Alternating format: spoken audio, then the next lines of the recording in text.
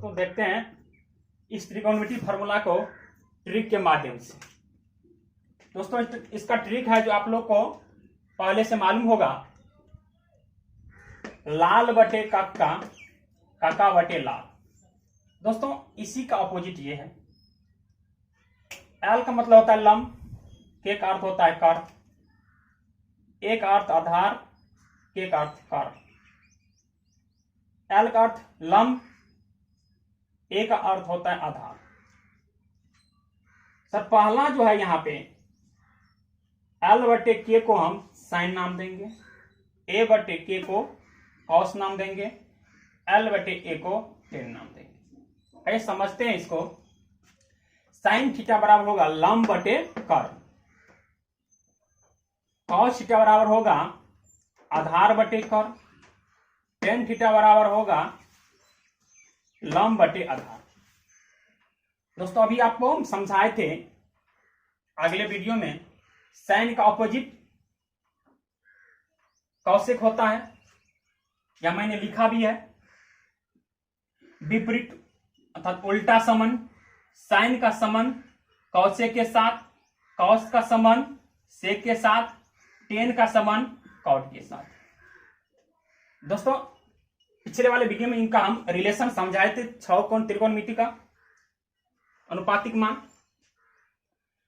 आइए इसके माध्यम से समझते हैं। यहां मैंने दूसरा ट्रिक लिखा है, पंडित बद्री प्रसाद हरि हरि बोल। दोस्तों इसको हम और भी बोल सकते हैं, आपके इच्छानुसार कुछ भी बोल सकते हैं।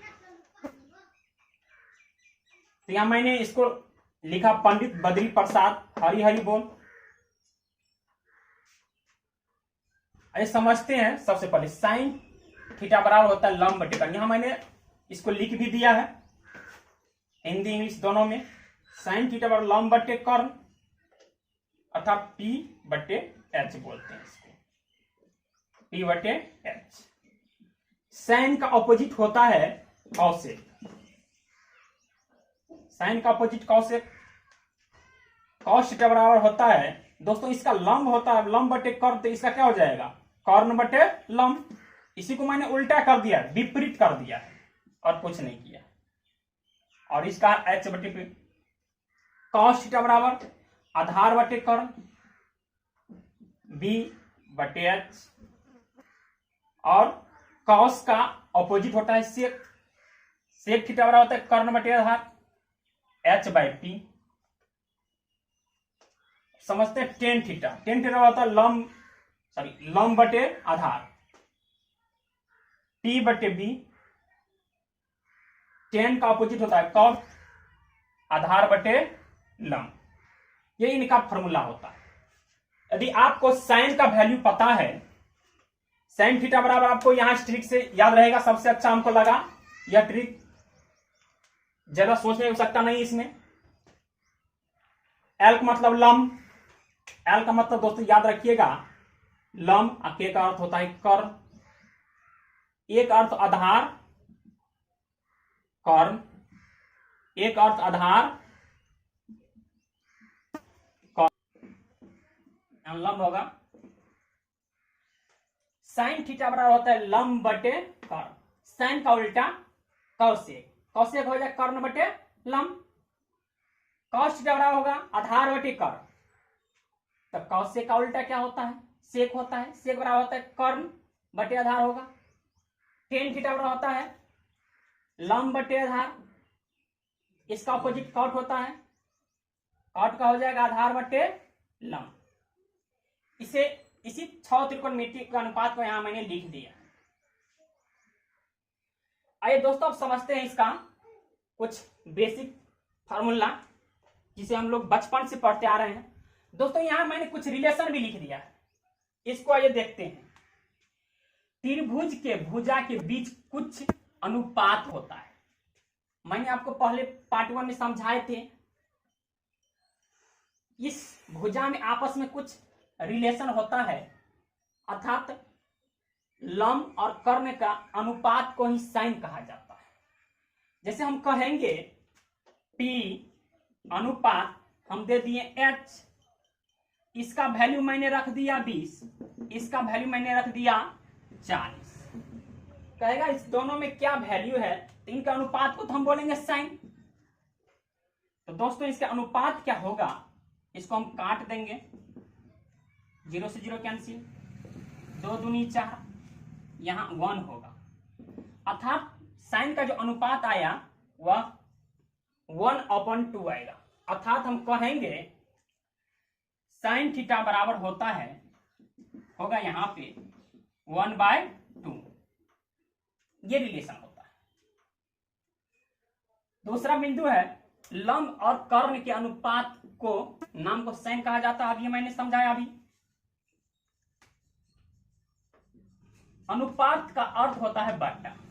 दोस्तों मैंने अभी बट्टे के रूप में लिखा, 1/2 बट्टे के रूप में लिखा। तो अनुपात का अर्थ होता है बट्टा। दोस्तों मैंने समझाया था थीटा के सामने की भुजा हमेशा लंब होगा। यदि हम थीटा इसको मानते हैं तो यह जो होगा हमारा लंब हो जाएगा। यदि हम थीटा इसको मानते हैं तो यह हमारा लंब हो जाएगा।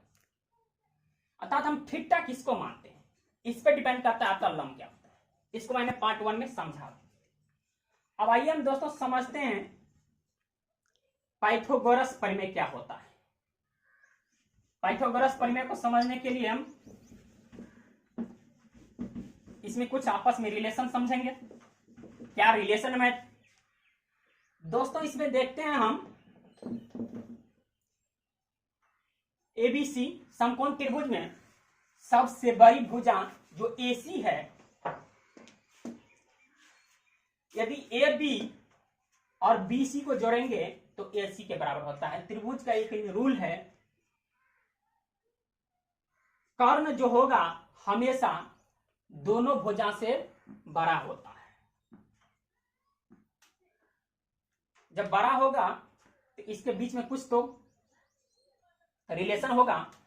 इसको हम पाइथागोरस प्रमेय से समझेंगे। क्या होता है पाइथागोरस?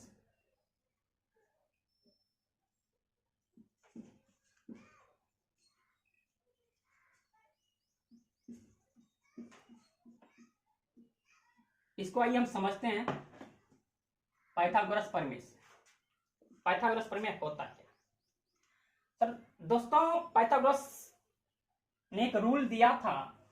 उन्होंने कहा था कि त्रिभुज के सबसे लंबी भुजा जो होता है वह कर्ण कहलाता है, और कर्ण जो होता है बाकी दोनों भुजाओं का योग होता है। अर्थात हम ए बी भुजा ए बी अब प्लस बीसी को जोड़ेंगे तब हमारा आएगा एसी। इस बातों को कहा। तो दोस्तों उन्होंने एक फॉर्मूला दिया था, यहां एसी को हम कर्ण कहेंगे। उसने लिखा था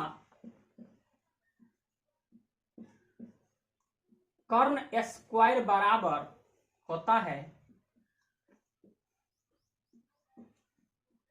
लंब का स्क्वायर प्लस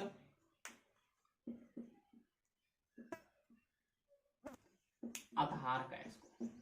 इसे हम लोग 4वीं-5वीं में पढ़े होंगे। यह हमारा फॉर्मूला दिया था, और इसी फॉर्मूला के की सहायता से, और जो हमने साइन कॉस के बाद पढ़े हैं, इसी के सहायता से हम पढ़ेंगे बुक के माध्यम। पहले इसको हम समझते हैं। हम अगले वीडियो में हम बुक लेकर के आएंगे, 10वीं के एनसीईआरटी लेकर के। आइए समझते हैं तब तक इनके फॉर्मूले को। दोस्तों यदि हम कर्ण के स्क्वायर को हटाएंगे तो इस पर रूट चढ़ जाएगा। कर्ण के स्क्वायर को यदि हम हटाते हैं तो रूट चढ़ जाएगा, और यहां से हमारा एक नया फॉर्मूला बनेगा।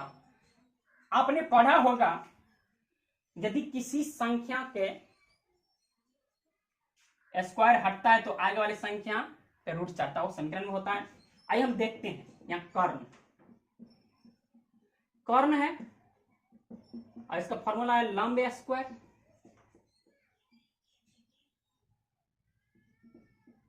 प्लस आधार स्क्वायर,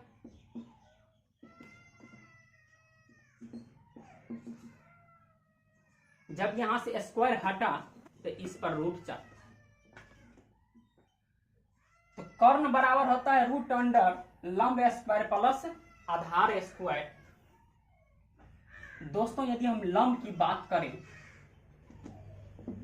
लंब की बात करते हैं,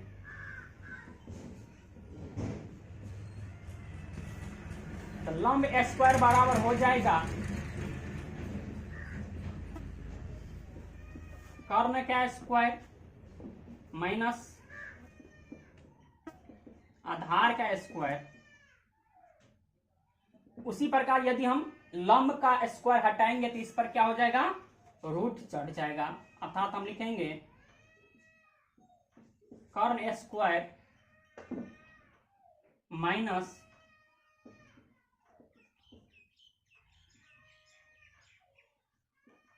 आधार का स्क्वायर, लंब बराबर हो जाएगा और यहां पे रूट चढ़ जाएगा ऊपर से, क्योंकि जब ये स्क्वायर हटता है तो रूट चढ़ता है। दूसरा फॉर्मूला। तीसरा होता है आधार,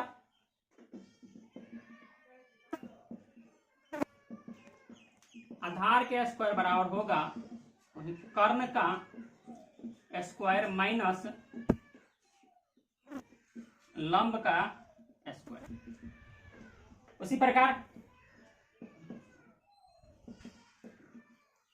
इसका यदि हम रूट हटाएंगे, स्क्वायर हटाएंगे तो बाकी पे रूट चढ़ जाएगा और इसका हो जाएगा